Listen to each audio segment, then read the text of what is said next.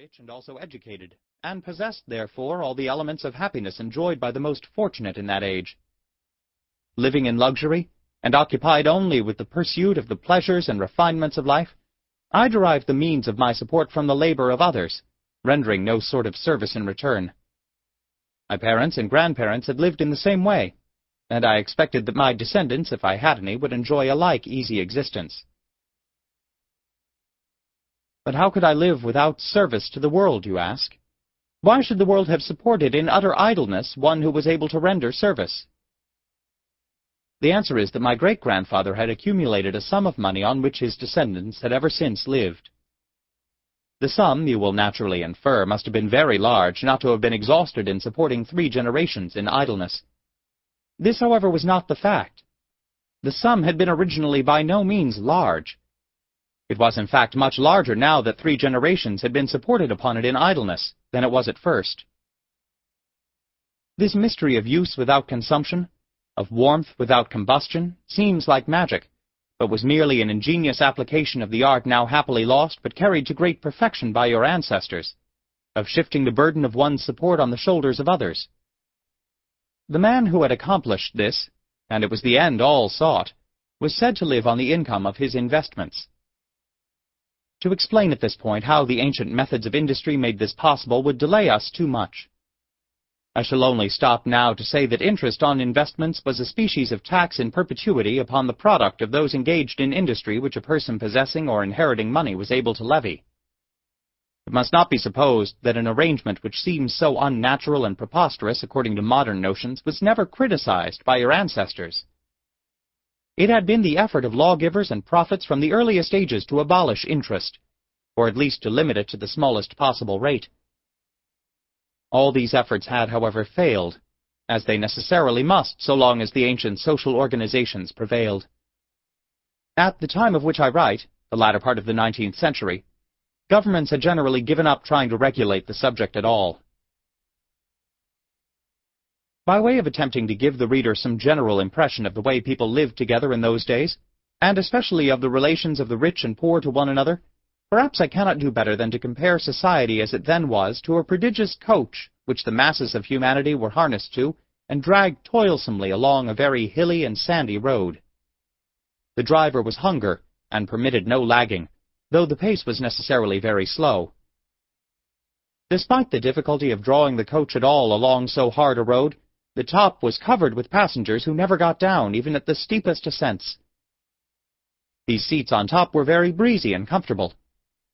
Well up out of the dust, their occupants could enjoy the scenery at their leisure, or critically discuss the merits of the straining team. Naturally, such places were in great demand, and the competition for them was keen, everyone seeking as the first end in life to secure a seat on the coach for himself and to leave it to his child after him. By the rule of the coach, a man could leave his seat to whom he wished, but on the other hand there were so many accidents by which it might at any time be wholly lost. For all that they were so easy, the seats were very insecure, and at every sudden jolt of the coach persons were slipping out of them and falling to the ground, where they were instantly compelled to take hold of the rope and help to drag the coach on which they had before ridden so pleasantly. It was naturally regarded as a terrible misfortune to lose one's seat, and the apprehension that this might happen to them or their friends was a constant cloud upon the happiness of those who rode.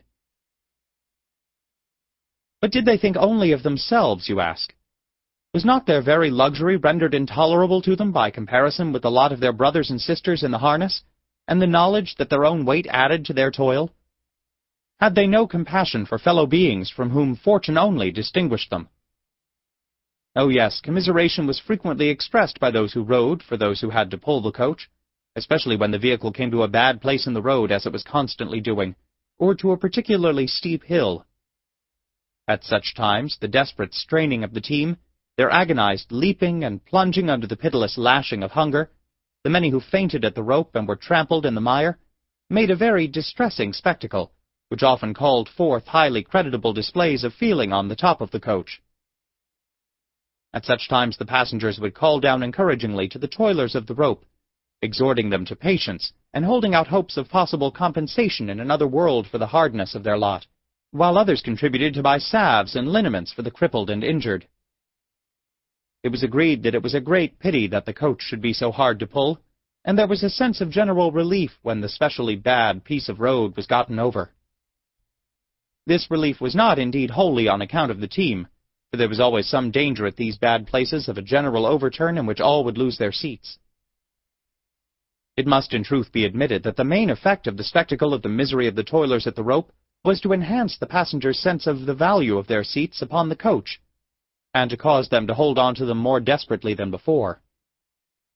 If the passengers could only have felt assured that neither they nor their friends would ever fall from the top, it is probable that, beyond contributing to the funds for liniments and bandages, they would have troubled themselves extremely little about those who dragged the coach. I am well aware that this will appear to the men and women of the 20th century an incredible inhumanity, but there are two facts, both very curious, which partly explain it. In the first place, it was firmly and sincerely believed that there was no other way in which society could get along, except when the many pulled at the rope and the few rowed, and not only this, but that no very radical improvement even was possible, either in the harness, the coach, the roadway, or the distribution of the toil. It had always been as it was, and it always would be so. It was a pity, but it could not be helped, and philosophy forbade wasting compassion on what was beyond remedy. The other fact is yet more curious, consisting in a singular hallucination which those on the top of the coach generally shared, that they were not exactly like their brothers and sisters who pulled at the rope, but of finer clay, in some way belonging to a higher order of beings who might justly expect to be drawn. This seems unaccountable, but as I once rode on this very coach and shared that very hallucination, I ought to be believed. The strangest thing about the hallucination was that those who had but just climbed up from the ground, before they had outgrown the marks of the rope upon their hands, began to fall under its influence. As for those whose parents and grandparents before them had been so fortunate as to keep their seats on the top, the conviction they cherished of the essential difference between their sort of humanity and the common article was absolute. The effect of such a delusion in moderating fellow-feeling for the sufferings of the mass of men into a distant and philosophical compassion is obvious. To it I refer as the only extenuation I can offer for the indifference which, at the period I write of, marked my own attitude toward the misery of my brothers. In 1887 I came to my 30th year. Although still unmarried, I was engaged to wed Edith Bartlett. She, like myself, rode on the top of the coach. That is to say, not to encumber ourselves further with an illustration which has, I hope, served its purpose of giving the reader some general impression of how we lived then. Her family was wealthy. In that age, when money alone commanded all that was agreeable and refined in life, it was enough for a woman to be rich to have suitors, but Edith Bartlett was beautiful and graceful also. My lady readers, I am aware, will protest at this. Handsome she might have been, I hear them saying, but graceful never in the costumes which were the fashion at that period, when the head covering was a dizzy structure a foot tall, and the almost incredible extension of the skirt behind by means of artificial contrivances more thoroughly dehumanized the form than any former device of dressmakers.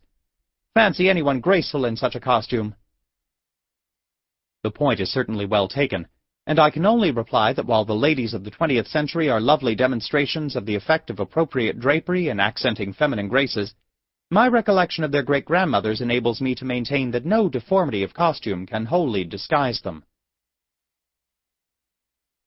Our marriage only waited on the completion of the house which I was building for our occupancy in one of the most desirable parts of the city, that is to say, a part chiefly inhabited by the rich. For it must be understood that the comparative desirability of different parts of Boston for residence depended then, not on natural features, but on the character of the neighboring population. Each class or nation lived by itself, in quarters of its own. A rich man living among the poor, an educated man among the uneducated, was like one living in isolation among a jealous and alien race. When the house had been begun, its completion by the winter of 1886 had been expected. The spring of the following year found it, however, yet incomplete, and my marriage still a thing of the future. The cause of a delay calculated to be particularly exasperating to an ardent lover was a series of strikes, that is to say, concerted refusals to work on the part of the bricklayers, masons, carpenters, painters, plumbers, and other trades concerned.